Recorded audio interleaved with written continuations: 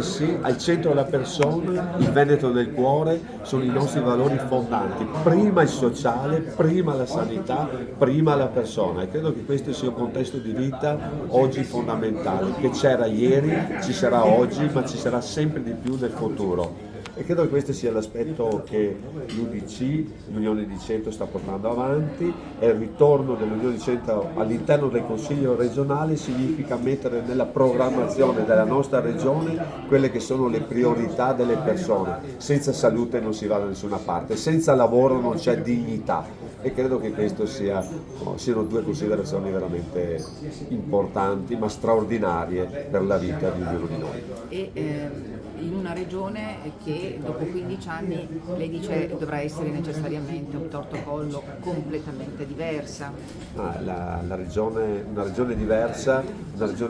perché è cambiata la nostra società a livello regionale, in modo particolare noi abbiamo una delle regioni che hanno una denatalità più importante, nel senso non nascono bambini, e dall'altra parte per fortuna invece abbiamo un contesto di vita che si è molto allungata, una persona da 65 anni oggi è un ragazzino, quindi l'età si va a 70, 75, 80, 85, quindi è cambiata la società, sono cambiate le esigenze sia da un punto di vista lavorativo, sia da un punto di vista abitativo per ognuno di noi, ma altrettanto anche da un punto di vista sociale e sanitario, e quindi credo che in questo contesto il nostro tessuto socio-economico vada riprogrammato in tutte le sue parti, in modo particolare sulle priorità che noi stiamo dando per il prossimo futuro.